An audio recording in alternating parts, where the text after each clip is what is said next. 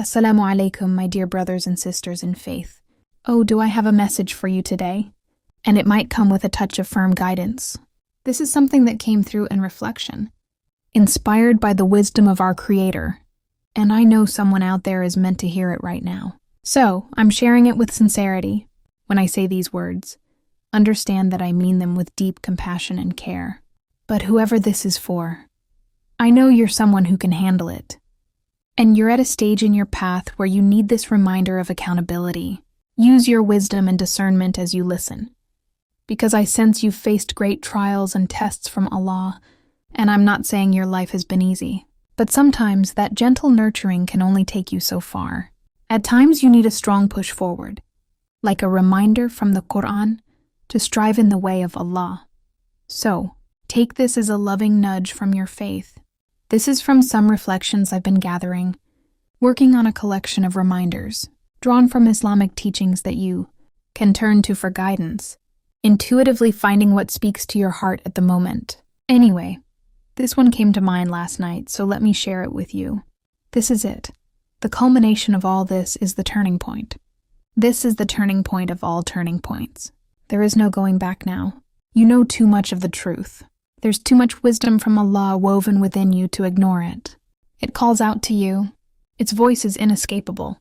How could you possibly go back? Knowing all that you know now from the guidance of the Quran and Sunnah, how could you willingly choose to remain stuck in this cycle? I know you, and that's not you. You are steadfast, and you are one who rises to challenges. And what greater challenge than this? Willingly choosing to abandon what feels familiar, to give it up for the unknown. For placing your trust fully in Allah, you're intentionally stepping into discomfort and trials, and that is truly daunting. But if anyone can take on this task, it is you, with Allah's help. Don't you realize that your entire life has been a preparation for this very moment? That is how profound this is. The heaviness you are encountering now. Yes, you're meant to feel that. This trial is actually a gift from Allah, a mercy to strengthen you. So see it as one for once and for all. It is time. You have to intentionally choose your thoughts now, guarding them as the Prophet, peace be upon him, taught us. You must set boundaries between you and the things that no longer serve your faith. You must commit. How badly do you want it? If we look at your life a year from now, and you are in the same position, facing the same doubts, how would you feel?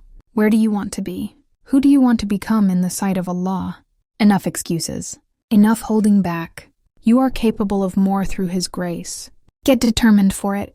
Desire it more than you desire your next breath. But above all, know that it is already decreed for you if Allah wills. Know that you already have the strength within.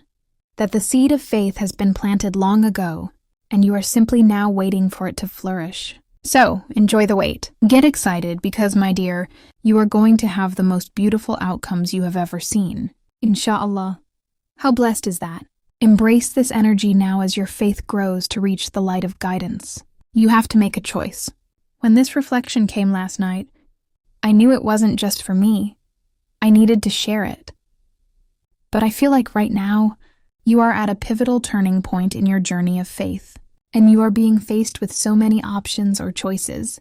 It's like so many old wounds are surfacing, so many past habits that have been pulling at your energy, limiting beliefs, and ways you used to live without full submission. Right now, you're at that point where you have to choose whether to remain in the same place you've been. Of course, you're growing. You're always striving and purifying your heart.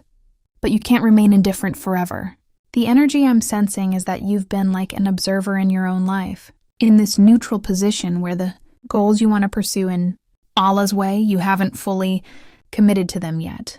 You're working on it, and you're taking steps. I'm not saying you're idle, but what I am saying is that I know you could be more devoted, more passionate about your purpose. You have a purpose. Be a little more obsessed with it, a little more in love with this calling from Allah, a little more eager to pursue it. I feel like you're a balanced person, and you've been noticing these old patterns surfacing, and you're acknowledging them, okay? I see this weakness in myself, okay? I recognize that temptation, but that inner fire hasn't fully ignited yet. And honestly, I feel there's a wisdom in this too. You're really being called right now to rest and surrender fully to Allah's plan. To tawakkul, to rest wholeheartedly, not in a way that leaves you feeling guilty, because that's counterproductive. If we rest but don't truly allow our minds to find peace in remembrance of Allah, what happens is we rest physically, but our thoughts race, and we end up feeling worse. Then we overcompensate and try to rest more.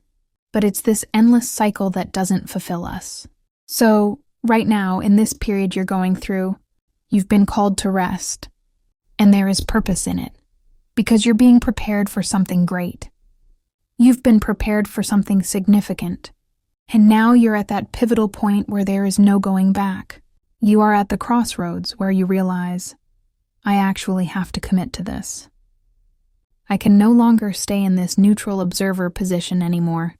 It's not benefiting me. It served a purpose for a time, but now I need to be brave enough to step forward. I need to be brave enough to present myself to the world. Whoever this is for, you know you're someone meant to be seen, meant to impact on a large scale, to contribute to the ummah in a big way. You were born with natural abilities, gifts, and talents from Allah, ways you communicate, ways you perceive the world, and it's all so beautiful. You're not meant to keep that hidden. You're meant to share it in ways that allow you to be witnessed and felt. Not just seen, but your positive influence is meant to be felt in this world, because your mission here is so significant. You have to decide it's time to fully commit to that mission. In all this back and forth, this neutrality, just observing, it's not helping anyone. And honestly, with love, it's a bit self-focused to stay in such positions. As uncomfortable as it is to step out and truly be seen, if it's part of your path in serving Allah, then holding back is a disservice not only to yourself, to dim your own light that He has given, but also to the world. There are people out there, experiences meant to benefit from you on a grander scale, but you have to be willing to step forward at this time. You can't keep holding back, my dear. You were never meant to stay small. That was never your story. You were always meant to shine and be felt in enormous ways for the sake of Allah. Something from my reflection last night, during meditation on His words, a question you need to ask yourself in every moment as a practical step. This is guidance you should apply daily, almost in every situation as you navigate this transition. Ask yourself, what am I exchanging my energy with? And which path is this serving? My path toward Jannah or my old ways? Ask this in every conversation. In every way you spend your resources. Am I using my time or money in a way that serves my highest purpose in faith, or is this serving my past self? Is this discussion aligning with my journey toward Allah, or is it tied to old habits? Constantly ask these questions as you go about your day, and that'll guide you to intentionally choose a different path, to choose a way other than what's familiar. Because we are creatures of habit as humans, we tend to repeat what we've done before. It takes intentionality and effort, and this is where the spiritual striving, the jihad al-nafs, comes in, to say in every moment, you know what? I'm going to do this differently than what feels comfortable or familiar. You have to be willing to place yourself in uncomfortable situations, even when it doesn't feel easy, because if you know that activity, conversation, relationship, or job is no longer serving your path to Allah, then why linger? You're delaying your blessings. You're delaying the service you can offer to this world, the people who need you, who need to witness your gifts, who need to encounter your faithful energy. Don't delay that, and don't keep it hidden any longer. Now is the time to decide to fully commit to the life you want, the life of devotion you've been building all along. Insha'Allah. That was profound and beautiful. I just want to say, I care for you deeply in this ummah. Bear with me as we sort out the details. But anyway, I send you my love, and may Allah guide us all. I'll see you soon.